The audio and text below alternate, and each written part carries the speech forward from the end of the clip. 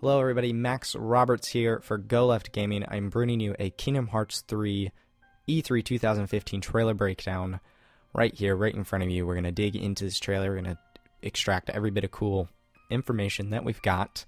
Had a little itch there. But before we dig into the trailer, I wanted to show off the official Kingdom Hearts E3 timeline. They showed off in an interview later on. Just kind of running through this very quickly. We've got Kingdom Hearts Unchained, which is Kingdom Hearts Chi over in Japan. It's an online game there. It will be a mobile game over here in the US. This is the very first game in the timeline. It leads into the Keyblade War, which the closest we've ever gotten to seeing the Keyblade War is in Birth by Sleep, the PSP classic and my personal favorite. We've never been able to play the Keyblade War or really seen it in action, so I'm kind of curious how Unchained and Kingdom Hearts 3, as you'll see in a moment, tie into the Keyblade War. From Birth by Sleep we go into Kingdom Hearts 1, jump a decade or two to Kingdom Hearts 1, where everything really started. Then we've got 358 over 2 days and Chain of Memories going on at the same time. This is Roxas, this is Sora, Castle Oblivion, and Twilight Town. All these things are kind of running together around the same time. Then Kingdom Hearts 2, which kind of bridges all of these together. Recoded, which is coded in Japan, a cell phone game brought to the DS here. We could play that finally. That's kind of a Jiminy's Journal thing, some Sora memories and all that jazz that Kingdom Hearts loves. And then Kingdom Hearts 3D Dream Drop Distance, as close as we got into Kingdom Hearts 3 in the conclusion of the Xehanort saga. It's very exciting, especially seeing more of Kingdom Hearts 3, which without further ado I think we should dive right into. I've downloaded the Japanese trailer because it is in 1080p instead of 720, but we do miss out on the English voiceover in the beginning and at the end of the trailer, but I will tell you what's going on from that. I figured better quality over a language I don't know how to read or understand. So the game opens up here quickly with a shot. You might even notice those silhouettes. Master Ericus and Master Xehanort, but it looks like when we get a little closer, it is before that time.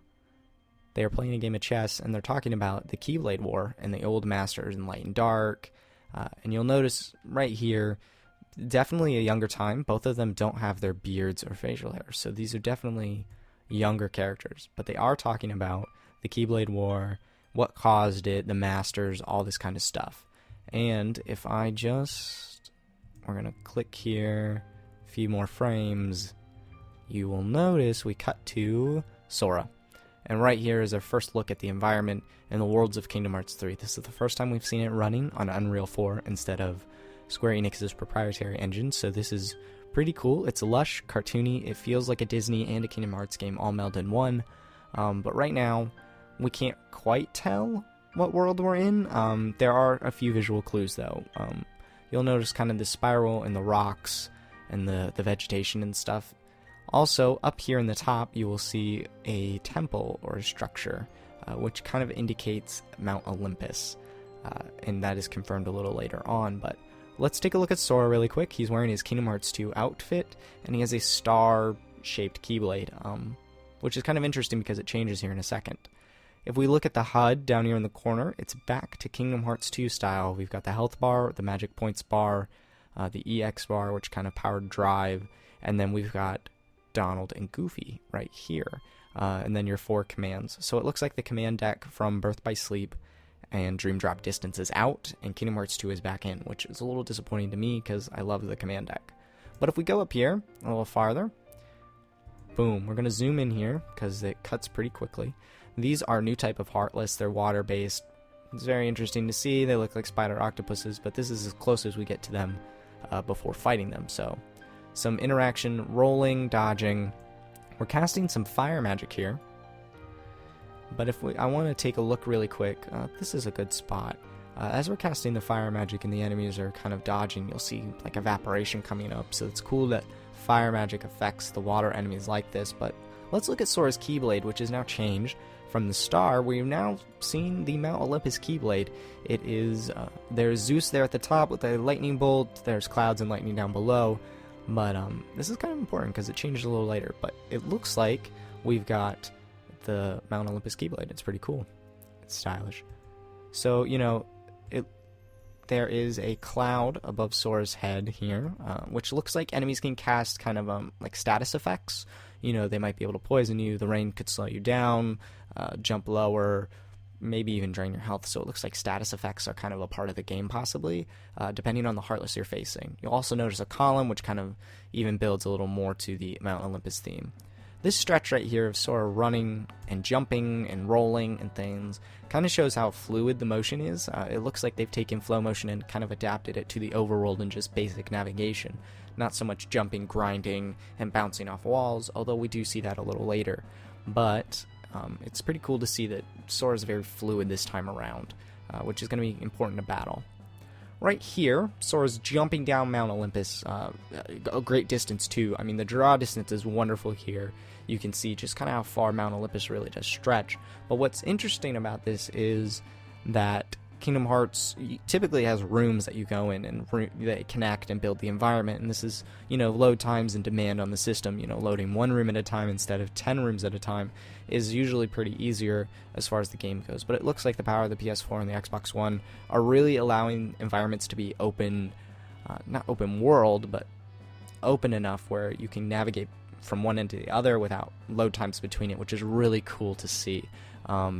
It really adds to the realism of the world, the draw distance and all these things.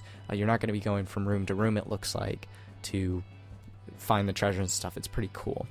Here, we see the Heartless kind of like team up and cause a formation and they attack Goofy here, which is interesting. It might indicate that Heartless can team up and attack in a certain way, but so can our team here. You'll see that they get up behind Goofy and use his shield.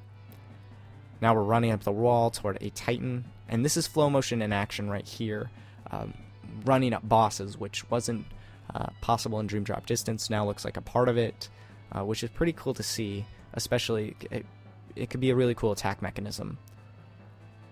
Now we're summoning an attraction, which we saw this exact demo here. I'm going to go back a couple of frames. But we saw this exact attraction in boss fight in D23 Expo last year. But it's pretty cool to see this in action, and we do see it a little bit later, different attractions as well. This looks like a new summon mechanic, where you, almost like a final finishing move, where you can in fact summon famous Disney attractions to finish off bosses. It's pretty cool to see that in action. But we take down the Titan's hand. Here's a very important moment. Sora's outfit is completely changed. We're not rocking the Kingdom Hearts 2 attire anymore, and this is not quite Dream Drop Distance. It's actually a melding of the two, according to an interview with Tetsuya Nomura. But his hair doesn't seem quite as poofy, which is nice. But there's the necklace, and there's Goofy and Donald and stuff. And here we go. Tangled, confirmed as a new world in Kingdom Hearts. I'm excited about this. Tangled is one of my favorite films from Disney, and a new world is always welcome in Kingdom Hearts. It's very cool. And we see a new type of Heartless summoned. If I go back a couple of frames... There we go. We've got these kind of like, they're poofy, like dandelions almost. Sorry, I've just got this itch. But here we go. We've got this, yeah, dandelions and smaller like pods. Whoops. There we go. He just cast Arawa, which is the wind magic. It looks like it poofs these things out of the way, but look at how the grass interacts. Like, the environment is interacting with your attacks. So much to break down in so little time. There is now the Keyblade Gun Transformations, which we've seen before. But it looks like certain Keyblades can turn into different weapons. And right here we're going to see dual pistols. And it goes in. We have a reticle now, and he's shooting and aiming, blasting these enemies away. But you don't see anything on the HUD changing, and maybe this is because it is a demo for E3, and nothing's really changing, but it's kind of interesting to see the weapons evolving and changing like this. And we're actually going to see it evolve again, kind of like stacking on top of it to a more powerful weapon. Boom. And now it's a giant bazooka-like weapon. If I go back a few frames before the blast, we can see Sora holding the bazooka with a reticle. It's, you know, shooting the enemy. It's cool.